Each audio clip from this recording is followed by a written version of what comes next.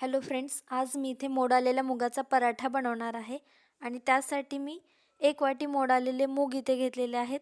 त्याचबरोबर 1 वाटी बेसन पीठ, 1 कांदा, 1 टोमॅटो, 2 हिरव्या मिरच्या आणि थोडीशी कोथिंबीर घेतलेली आहे. आता हे मोड आलेले मूग आणि 2 हिरव्या मिरच्या मिक्सरच्या भांड्यात टाकून याची एक पेस्ट बनवून घेते. तुम्ही मोड आलेल्या मुगाऐवजी फक्त भिजवलेले मूग पण रात्रभर भिजवलेले मूग पण यूज करू शकता. हिरवी मिरची आणि मूग 3-4 वेळा मिक्सरला फिरवून घेतले आणि ही पेस्ट मी आता साईडला एका कढईमध्ये काढून घेते. नंतर यामध्ये मी 1 वाटी बेसन ॲड करते. बेसन 1 वाटीऐवजी 2 वाटी किंवा 1.5 वाटी यूज केलं तरी चालेल. फक्त 1 वाटीपेक्षा कमी बेसन नाही यूज करायचं, म्हणजे आपला पराठा फाटणार नाही. नंतर एक मोठ्या साईजचा कांदा मी बारीक कट करून घेते आणि तो कांदा पण मी कढईतल्या मिश्रणात टाकते. नंतर मी एक मीडियम साईजचं टोमॅटो घेतलेला आहे, त्याला पण एकदम बारीक असं कट करून घेते आणि ते पण कढईमध्ये राहिलेल्या मिश्रणामध्ये ॲड करते.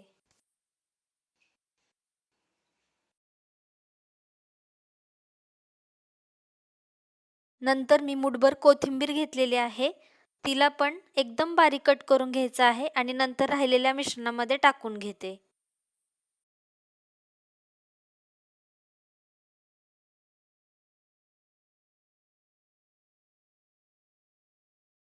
नंतर या मिश्रणात मी मसाल्यातले 2 छोटे चमचे मीठ टाकते. त्याचबरोबर मसाल्यातला 1 छोटा चमचा जिरी टाकते आणि नंतर मसाल्यातला अर्धा चमचा हळद मी याच्यामध्ये टाकते.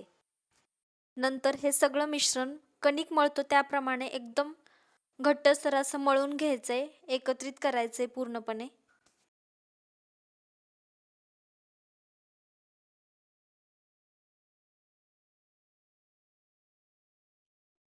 हे मिश्रण एकजीव झाल्यानंतर मी एका वाटीमध्ये वाटीभर पाणी घेतलेलं आहे आणि हे पाणी याच्यामध्ये हळूहळू ॲड करते.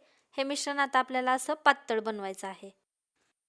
आवश्यकतेनुसार थोडं थोडं पाणी ॲड करायचं आहे आणि हे मळून घ्यायचं आहे. हे पराठे आपण डोशाच्या तव्यावरती बनवणार आहोत, त्यामुळे मिश्रण जरी आपण पातळ केलेलं असलं तरी पण तो पराठा मोडण्याची बिलकुल भीती नाही. आणि ज्यांना पराठा मोडेल असं वाटतं त्यांनी थोडंसं बेसन जास्त ॲड केलं तरी पण चालेल. नंतर गॅस चालू करून गॅसवरती एक डोशाचा तवा गरम करायला ठेवलेला आहे. तवा चांगला गरम झाल्यानंतर त्याच्यावरती 1 चमचाभर तेल मी असं पसरवलेलं आहे. तयार केलेलं बॅटर एकदम मिक्स करून घेतले चांगलं चमच्यानं आणि त्यातलं थोडंसं बॅटर मी तव्यावरती एकदम हळूहळू चांगल्या पद्धतीनं स्प्रेड करायचं आहे आपल्याला. कांदा, टोमॅटो आणि कोथिंबीर या पराठ्यात आपण चिरून टाकलेली आहे, त्यामुळे हा खायला खूप खमंग लागतो.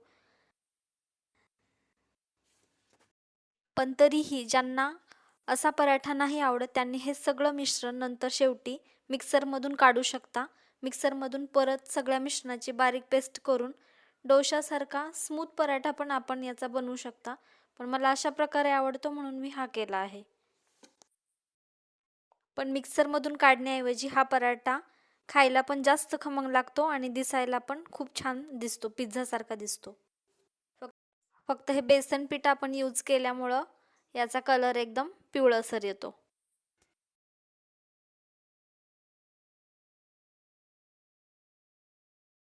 तव्याला असं हलवून घेते मी, त्यामुळे काय होईल की पराठ्याच्या कडा चांगल्या तेलामध्ये खरपूस भाजतील.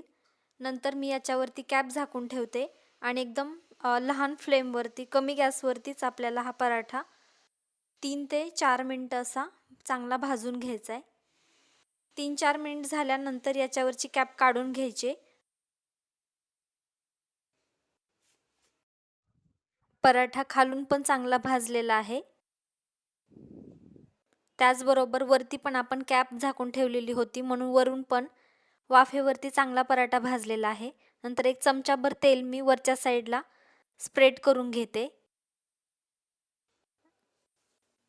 नंतर पराठा पलटून घ्यायचा आहे आणि या साईडनं पण 3 ते 4 मिनिट बारीक गॅसवरती चांगला भाजून घ्यायचा आहे. नंतर पराठा रेडी आहे. याच मिश्रणाचे बाकीचे पराठे पण बनवून घ्यायचे आहेत. यापासून टोटल 4 पराठे झालेले आहेत. हा पराठा तुम्ही दह्यासोबत पण खाऊ शकता किंवा टोमॅटो सॉससोबत पण हा पराठा खूप छान लागतो. जर तुम्हाला हा व्हिडिओ आवडला असेल तर प्लीज लाईक करा, शेअर करा आणि चॅनलला सबस्क्राईब करा.